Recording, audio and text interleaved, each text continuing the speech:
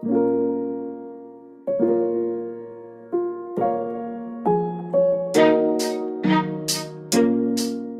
is the last lecture over chapter 3.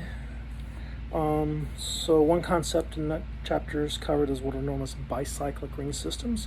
So this will be where you have two rings joined together, so like in decalin here. And so again, six-membered rings are very common in organic chemistry, very common in biological chemistry. So for example here, you have a six-membered ring fused to a six-membered ring, fused to a six-membered ring, which is fused to a five-membered ring, and that is the steroid ring system. So this is a couple of examples of steroids. So steroids or estradiol, so this is estrogen. And then the one below it is testosterone. So they both have the steroid ring system. So this is as we'll see later, the OL means alcohol. So this has two alcohols in it, right? And how about in testosterone? What are the functional groups in testosterone? So you have an alcohol here, and then you have an alkene here, and a ketone here. Although, and more specifically, this would be what's called an alpha beta.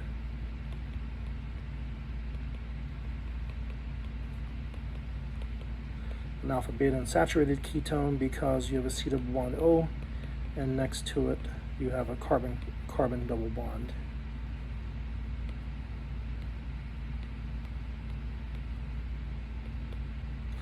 So that's the alpha beta position. So anytime you have a carbon double bond next to a C double bond O, aldehyde or ketone, it would be an alpha beta. That's what the alpha unsaturated means. It's those two carbons don't have as many hydrogens as they could have, so they're said to be unsaturated.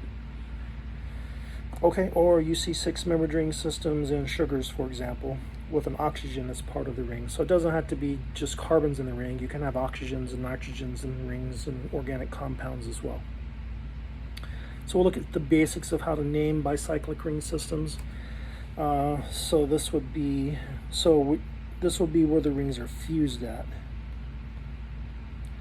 So we count the carbons between the fusions, 1, 2, 3, 4, and 1, 2, 3, 4. So this would be what's called a bicycle, and then bracket, and then we put the number of carbons between the fusion. So there's 4, 4. So carbon can make 4 bonds, so there could have been 2 other rings between those 2 carbons, but there's not, so that's what the 0, 0 is for. So bicycle 4, 4, 0, 0, and then the total number of carbons. So the total number of carbons in that molecule is 10, so that's a decane. So that's a bicycle 4.4.0.0 decane. So in this one, the rings are fused at those 2 carbons, so let's count the carbons between them. So 1, 2 there, and 1, 2 there, and 1 there.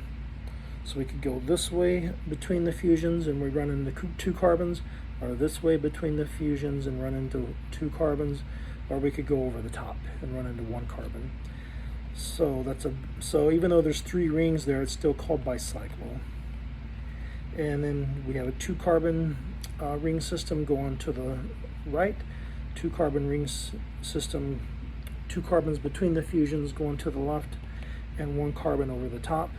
And then there's not a 4th ring, so 0, so bicycle 2.2.1.0. And then the total number of carbons in this molecule is 1, 2, 3, 4, 5, 6, 7. So it's a heptane. So bicycle 2.2.1.0 heptane. Okay, so for this one, there's 1, 2 carbons there. Total number of carbons is 1, 2, 3, 4, 5, 6, 7, 8. So this is going to be a bicycle octane.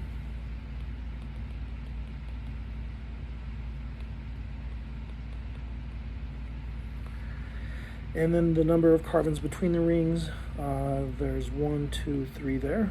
There's 1, 2 going to the left, and there's 1 going over the top. And you put the number in decreasing sequential order. So this will be a bicycle 3.2.1.0 octane. Okay, so a couple more examples. So again, here's your ring juncture. So that's 2 carbons, and then there's 1, 2, 3 other carbons, so there's 5 carbons total. So this is a bicyclo pentane.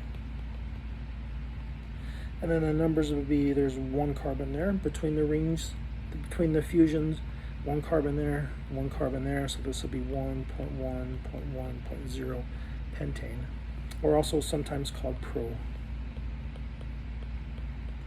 propelling, because it looks like a propeller. So obviously it's a very highly strained ring system, because 3-membered rings, according as we saw in a previous lecture, has a lot of angle strain. So sometimes molecules like this are tried to synthesize to be able to use as propellants or rocket fuel, for example, because they possess so much energy. Okay, last example. I just wanted to show you examples. So this is where all the rings are fused at. I don't know that this molecule exists. Probably it doesn't, because it's so highly strained. But between, so that's 2 carbons, and then 1, 2, 3, 4. So this would be a bicyclo. Would we say 6 carbons total? So bicyclohexane, where you have 1, 1, 1, and 1 carbon between the fusions. So that would be 1.1.1.1 bicyclo 1.1.1.1 hexane. Okay, so lastly, I'm going to look at how to classify alkyl halides and alcohols. So you can classify them using these designations. M for methyl. So this is, so you don't read this. This is not 1 degree. The way that you read that in the language of organic chemistry, you would say that means primary. That means secondary. That means tertiary. Not 2 degree and 3 degree. It's secondary and tertiary. Allylic, vinyl, aero, and benzoic. So if we take this alkyl halide, for example, so if we look at that carbon, the halogen, the carbon that the halogen is attached to,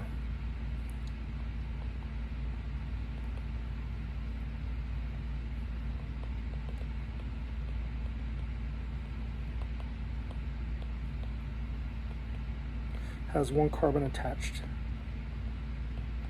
to it. So that carbon with the halogen attached has 1 carbon attached to it.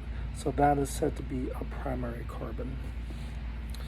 So this carbon here that the bromine is attached to has 2 carbons attached to it. So this is said to be a secondary alkyl halide.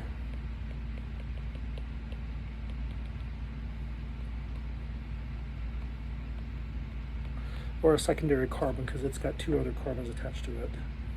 So this is the carbon with the halogen attached.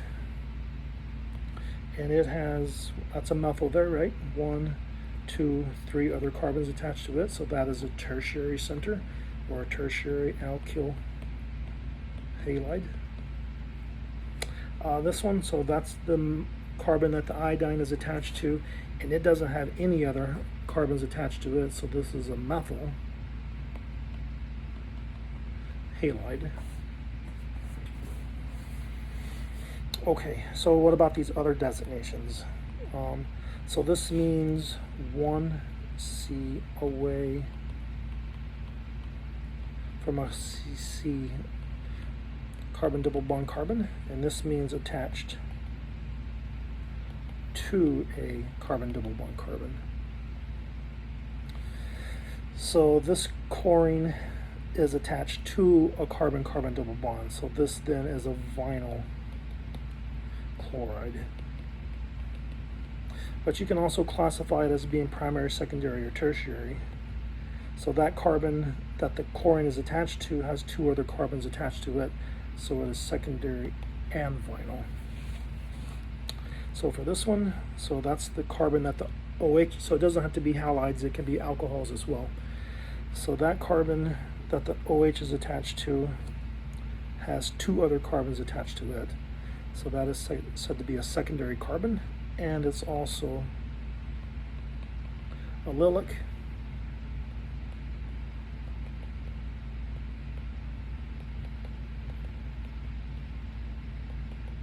Because it's 1 carbon away from a carbon-carbon double bond. So if it's directly attached to the double bond, it's vinyl. If it's one carbon away from the double bond, it is allylic.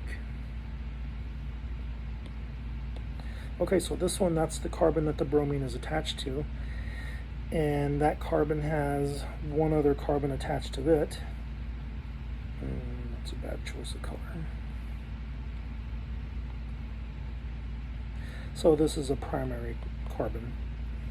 Is it allylic or vinyl? And the answer is no, because it's two carbons away.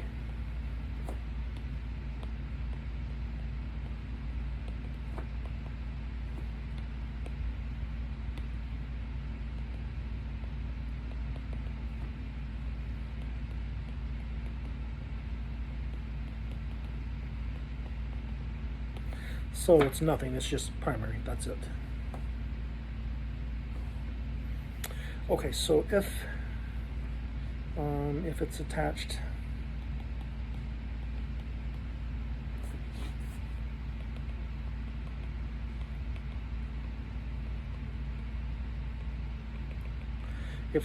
directly to a benzene ring, or later on we'll look at other examples of aryl rings, then it's said to be aryl. So this OH is directly attached to an aryl ring, so it is an aryl alcohol. And all aryl alcohols are secondary.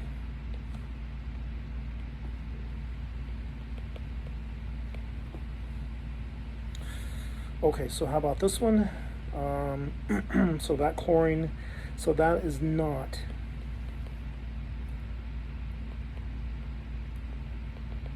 benzene ring because it does not have three double bonds in it. So this is just a simple alkene.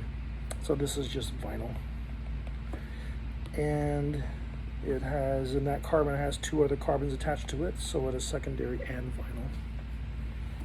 vinyl. Okay, so this one, so this other term then, benzylic.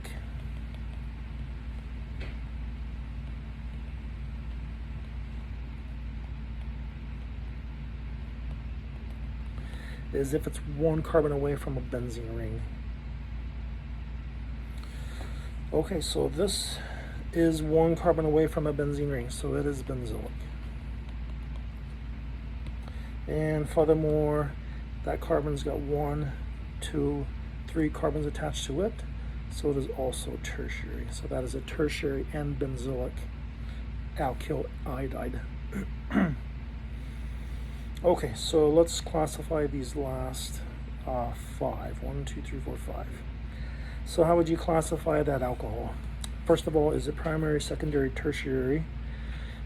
And is it allylic, vinyl, aryl, or benzylic? Any of those. Doesn't have to be any of those, but you can always classify it as being methyl, primary, secondary, tertiary. So that should always be in your answer.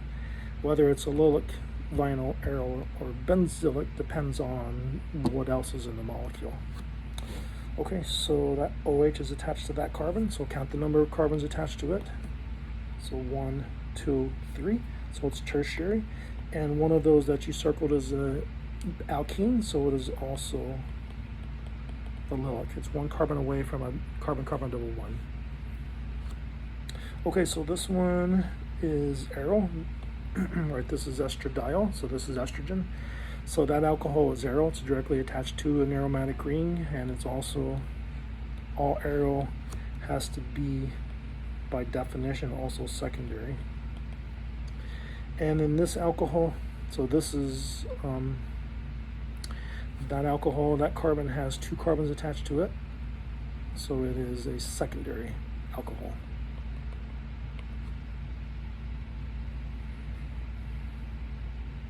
Okay, so these two molecules are amino acids. So amino acids, of course, are what proteins are composed of. So let's do 2 things here. What all functional groups are in the 2 molecules, and let's classify, well, so this is an alcohol, right? So let's classify the alcohol. Is it primary, secondary, tertiary, or methyl? So that OH